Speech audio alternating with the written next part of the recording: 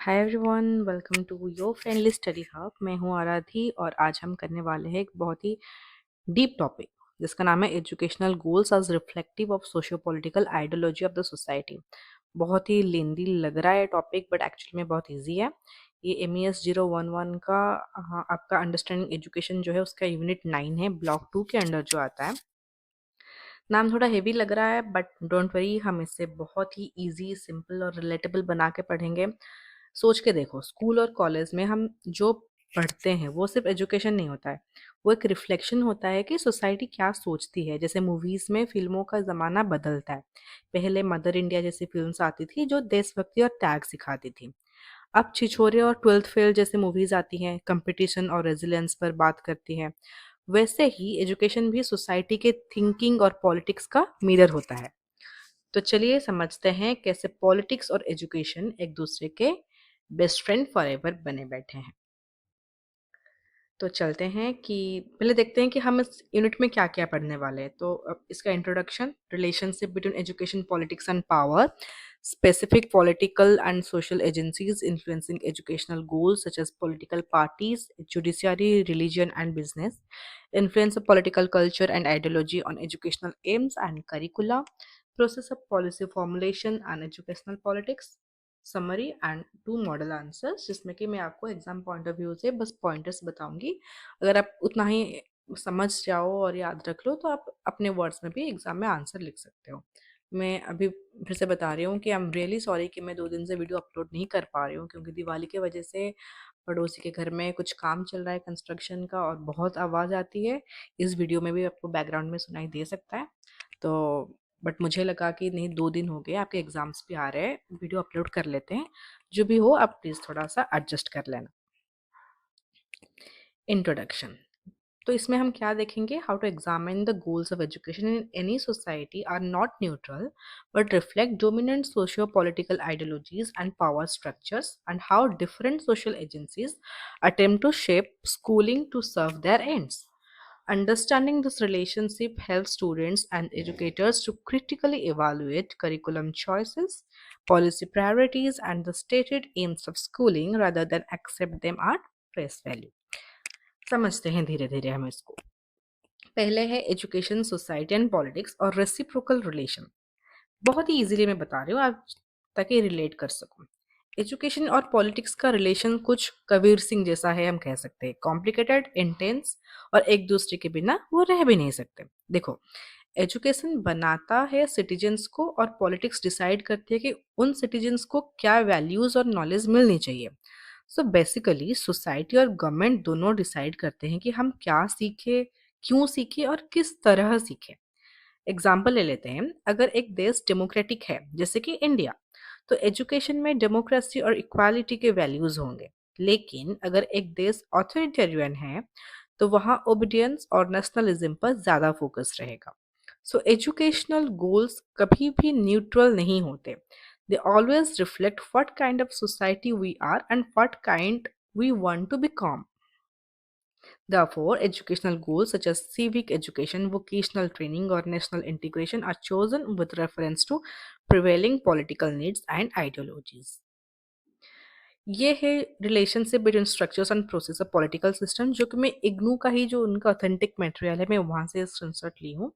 Try करना, ये सारे जितने भी फ्लो चार्ट्स है, जितने भी डायग्राम्स है, ये आप एग्जाम आंसर शीट में करके आओ। बहुत इफेक्टिव होता है कि ये है पॉलिटिकल स्ट्रक्चर, ये है पॉलिटिकल कल्चर, फिर पॉलिटिकल स्ट्रक्चर क्या होता है यहाँ पे लिखा है, एंड देन पॉलिटिकल कल्चर क्या होता है वो भी यहाँ पे लिखा है। Then political structure and educational apparatus, जैसे कि कंसिस्टिंग ऑफ इट्स ऑर्गेनाइजेशन, इसमें क्या रिलेशन है, ये एजुकेशनल प्रोसेस इसमें क्या क्या कंसिस्ट होता है, जैसे कि ideology, value, benefits, attitude, behaviour, ये सारी चीजें। तो मतलब कि ये पॉलिटिकल सिस्टम हो गया, ये एजुकेशनल सिस्टम हो गया, इनमें क्या रिलेशन है, ये कैसे एक दूसरे के साथ इंटरेक्ट करते हैं, वो सारी चीजें इसमें एक्सप्लेन किया गया है। चलते हैं नेक्स्ट स्लाइड की तरफ, जो कि है power and education who holds the remote, हम ये कह सकते हैं। पावर मतलब सिर्फ पॉलिटिक्स नहीं होता, पावर होता है डिसाइड करने का राइट कि कौन सी नॉलेज यूजफुल है और कौन सी नहीं। जैसे कि तारे जमीन पर मूवी देखे होंगे, ईशान के ड्राइंग टैलेंट को इनिशियली यूजलेस समझा गया, क्योंकि सिस्टम ने डिसाइड कर लिया था कि मार्क्स ही सब कुछ है। वैसे ही पावरफुल लोग, political parties, business, religion, judiciary सब मिलकर डिसाइड करते हैं एजुकेशन के गोल्स। मतलब रिमोट कंट्रोल उनके हाथ में है और हम स्टूडेंट्स नेटफ्लिक्स की तरह सिर्फ नेक्स्ट एपिसोड देखते रहते हैं। ये गोल्स ऑफ एजुकेशन है। ये भी वही सेम पीडीएफ से है जो इग्नू का मटेरियल है। Main major goal self realisation, then human relation, economic self sufficiency, responsible citizen. ये चार आप तो समझ गए होंगे। तो इसके अंडर क्या क्या ये पॉइंट्स है ये भी हम देख सकते हैं और एग्जाम में भी लिख सकते हैं। नेक्स्ट है पॉलिटिकल पार्टीज और education. Political parties and education policies. Political parties education के साथ उस दोस्त जैसी है जो हर जगह अपनी ओपिनियन देना चाहती है। उनका मेन गोल होता है वोट बैंक बनाना और एजुकेशन उनके लिए एक बहुत बड़ा टूल होता है। तो जब कोई party free education for all कहता है, कोई स्किल डेवलपमेंट कहता है, इनके पीछे पॉलिटिकल आइडियोलॉजी होती है। फॉर एग्जांपल 1986 के नेशनल पॉलिसी ऑन एजुकेशन ने इक्वालिटी और नेशनल इंटीग्रेशन पर फोकस किया, जबकि आज का एनईपी 2020 ग्लोबल कॉम्पिटिटिवनेस और फ्लेक्सिबिलिटी पर फोकस करता है।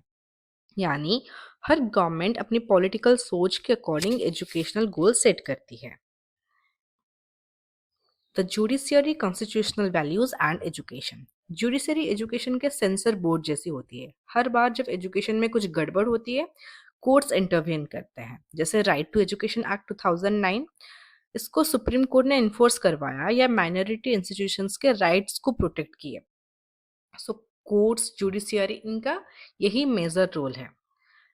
देन कोर्ट्स इंश्योर करती है कि एजुकेशन सेक्युलर, इक्वल और फेयर रहे। उनके डिसीजंस एजुकेशनल गोल्स को इनडायरेक्टली शेप करते हैं। Judicial interventions can mandate access, compel policy change, and enforce standards, which in turn reshape the aims and functioning of schools and universities. Religion, culture and education. Religion और education का relation थोड़ा complex है, जैसे कि पीके movie. Religious institutions अक्सर अपने schools चलाते हैं जहाँ मोरल वैल्यूज और अपनी टीचिंग्स दी जाती है, बट कभी कभी यह सेक्युलर गोल्स के साथ क्लास कर जाता है। इसीलिए इंडिया ने सेक्युलर एजुकेशन सिस्टम अडॉप्ट किया, जहाँ मोरल वैल्यूज तो सिखाया जाता है बट किसी एक धर्म के बेस पे नहीं। एग्जाम्पल, क्रिश्चियन मिशनरी स्कूल्स ने इंडिया में क्वालिटी एजुकेशन दी, पर स्टेट इंश्योर करता है कि वो इंक्लूसिव रहे। Business, economy and vocational AIIMS. Business और एजुकेशन का कनेक्शन वैसे ही स्ट्रांग है जैसे एमबीए और प्लेसमेंट पैकेजेस। आज के ज़माने में कॉर्पोरेट्स और इंडस्ट्रीज डिमांड करते हैं एम्प्लॉयबल ग्रेजुएट्स। इसीलिए हम देखते हैं वोकेशनलाइजेशन, एनईपी 2020 का स्किल फोकस और स्टार्टअप इंक्यूबेशन सेल्स। एजुकेशन अब सिर्फ डिग्री नहीं, इकोनॉमिक कैपिटल बन गया है। जैसे rocket Singh salesman of the year. Main hero में उसमें हीरो अपनी वैल्यूज और बिजनेस एथिक्स को बीच बैलेंस बनाता है। वैसे ही एजुकेशन को भी नॉलेज और कंपनी के बीच बैलेंस बनाना पड़ता है। पॉलिटिकल कल्चर और educational ideology. Political culture decide करता है कि हम एजुकेशन से क्या एक्सपेक्ट करते हैं। अगर सोसाइटी ओबीडियंट सिटीजन्स चाहती है तो सिलेबस में पैट्रियटिज्म और डिसिप्लिन डोमिनेट करेगा। अगर सोसाइटी क्रिटिकल थिंकर्स चाहती है तो सिलेबस इंक्वायरी और रीजनिंग प्रमोट करेगा। एग्जाम्पल लेते हैं, जैसे फिनलैंड जैसा देश जहाँ इक्वालिटी और ट्रस्ट हाई है, वहाँ टीचर्स को ऑटोनॉमी मिलती है। इंडिया में जहाँ डाइवर्सिटी और इनइक्वालिटी दोनों हैं, वहाँ एजुकेशन सिस्टम का गोल इंक्लूसिवनेस और एक्सेस बनाना है। Indian policy and educational goals. जरा इंडिया के पॉलिसीज देखते हैं टाइमलाइन में। 1948 से 50 जो राधाकृष्णन कमीशन था, उनका हायर एजुकेशन और डेमोक्रेसी पे ज्यादा फोकस था। 1968 पॉलिसी का नेशनल इंटीग्रेशन और साइंटिफिक टेम्पर। 1986 पॉलिसी का इक्वालिटी, वुमेन एम्पावरमेंट और वोकेशनलाइजेशन।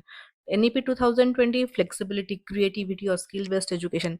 मतलब सिंपल वर्ड्स में एजुकेशन ने अपना कुर्ता हर एरा के फैशन के हिसाब से बदला है। Policy formulation process. पॉलिसी बनाना एक मूवी स्क्रिप्ट लिखने जैसा है। सबका इनपुट आता है, पॉलिटिशियंस, एक्सपर्ट्स, टीचर्स और कभी कभी पब्लिक भी। सबसे पहले एजेंडा डिसाइड होता है, प्रॉब्लम क्या है, फिर ड्राफ्ट पॉलिसी, फिर इम्प्लीमेंटेशन और इवैल्यूएशन, और हर स्टेज पे पॉलिटिक्स होती है क्योंकि एजुकेशन के साथ आइडियोलॉजी चिपकी होती है। जैसे कि आरटी एक्ट 2009 बना तो इंश्योर एक्सेस, पर उसके इम्प्लीमेंटेशन में भी फंडिंग और गवर्नेंस पॉलिटिक्स आई। ये है जो प्रोसेस ऑफ पॉलिसी फॉर्मुलेशन का डायग्राम वही सेम इग्नू के पीडीएफ से लिया है। ये भी आप पढ़ सकते हो कि क्या डिमांड है, देन गेट कीपिंग एजेंसीज क्या क्या है, प्रोसेस क्या होता है एंड आउटपुट में हमें क्या मिलता है। Politics of curriculum and text book controversies. Curriculum politics India में एक फेवरेट डिबेट है, जैसे ट्विटर पे मूवी रिव्यूज, टेक्स्ट बुक्स में क्या लिखा है, कौन से हीरोज हाईलाइट हुए, कौन से इवेंट्स ओमिट हुए, सब आइडियोलॉजिकल डिसीजंस है। जैसे कुछ गवर्नमेंट्स मुगल हिस्ट्री काम करती है, कुछ ज्यादा it's not just about history, it's about ideology.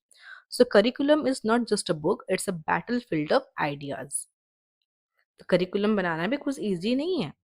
Case study, reservation and equity. Reservation एक परफेक्ट एग्जाम्पल है कैसे पॉलिटिक्स एजुकेशन को शेप करती है। गोल है सोशल जस्टिस, लेकिन उसके इम्प्लीमेंटेशन में पॉलिटिक्स होती है। एक तरफ लोग कहते हैं ये इक्वालिटी लाता है, दूसरी तरफ डिबेट होती है मेरिट पे, बट ट्रुथ ये है कि बिना इक्विटी के एजुकेशन सिर्फ प्रिविलेज रिप्रोड्यूस करता है। How socio political ideology shapes educational goals. ये एक सिंपल सा फ्लो चार्ट है, जैसे कि सोशियो पॉलिटिकल आइडियोलॉजी हो गया, then political actors and institutions जिसमें कि गवर्नमेंट पार्टीज जुडिशियरीज आते हैं, then policy decisions, then curriculum and institutional arrangements होते हैं, देन स्कूल में इंप्लीमेंट किए जाते हैं, देन हमें सोशल आउटकम मिलता है। So classroom is a microcosm of the political culture. Role of educators and students. आज टीचर्स और लर्नर्स हमें समझना होगा कि एजुकेशन कभी न्यूट्रल नहीं होती। टीचर का रोल सिर्फ सिलेबस कंप्लीट करना नहीं, बल्कि स्टूडेंट्स को क्रिटिकल और डेमोक्रेटिक थिंकर्स बनाना है। चक दे इंडिया मूवी देखे होगे, उसमें कोच सिर्फ हॉकी नहीं सिखाता, टीम वर्क और इक्वालिटी भी सिखाता है। वैसे ही टीचर सिर्फ सब्जेक्ट नहीं, सोचने का तरीका भी सिखाता है। ये दो क्वेश्चन है जिसके कि पॉइंटर्स है, स्मॉल स्मॉल पॉइंटर्स है। फर्स्ट क्वेश्चन है, मैं इसको हाईलाइट कर लेती हूँ। Explain how political ideology affects the goals of education. इसका आंसर ये स्मॉल पॉइंटर्स में है। ये कंप्लीट आंसर नहीं है, आप इसको जाके कंप्लीटली लिख के मत आ जाना। बस आप आपके लिए बस ये पॉइंटर्स याद रख लो, फिर अपने वर्ड्स में एक्सप्लेन करना है, जितने भी वर्ड लिमिट होगा उसी हिसाब से। देन नेक्स्ट क्वेश्चन है हमारे पास, discuss the process of educational policy formulation and the role of political actors. इसका स्ट्रक्चर क्या है, define policy process, then stages, identify actors at each stage. जो भी स्टेज हम लिखेंगे उसमें कौन कौन मेन रोल उनका क्या है। स्पेसिफिक एग्जांपल्स दे सकते हैं इंडियन कॉन्टेक्स्ट में, जैसे कि कोठरी कमीशन हो गया, आरटीई का जजमेंट हो गया अभी जो हम पढ़े, पार्टी पॉलिटिकल पार्टीज के इनिशिएटिव्स, एनजीओ इन्फ्लुएंस क्या है, क्या इन्फ्लुएंस करता है, एंड कंफ्यूजन लिख सकते हैं। तो ये बेसिकली एक स्ट्रक्चर है। तो आज के इस वीडियो में हम क्या क्या डिस्कस किए कि the goals of education are a social product that reflect and reproduce socio-political ideologies. Political actors and institutions therefore play a decisive role in shaping curricula, access, and the purposes for which schooling exists. Critical awareness about these dynamics is essential for teachers, policymakers, and students who wish to make education more equitable and democratic. Basically, education और politics में क्या inter मतलब कि वो कैसे inter related है, उनमें क्या रिलेशनशिप है, पॉलिटिक अपने में क्या है, एजुकेशन अपने में क्या है, पॉलिटिक्स एजुकेशन के ऊपर कैसे डिपेंडेंट है, एंड एजुकेशन पॉलिटिक्स के ऊपर कैसे डिपेंडेंट है। बस बात इतनी ही है, कुछ ज़्यादा नहीं है। सो अगर आज का टॉपिक समझ आ गया हो तो कमेंट करके बताओ कि आपके हिसाब से एजुकेशन किस आइडियोलॉजी पे बेस्ट होनी चाहिए। और हाँ, वीडियो पसंद आया हो तो लाइक करो, शेयर करो और सब्सक्राइब करो योर फ्रेंडली स्टडी हब को, क्योंकि यहाँ हम इग्नू के हेवी हेवी कंसेप्ट्स को बना देते हैं फिल्मी, फनी और एग्जाम फ्रेंडली। नेक्स्ट वीडियो में मिलते हैं यूनिट 10 के साथ। टिल देन, पढ़ो दिल से, समझो समझदारी से। Thank you.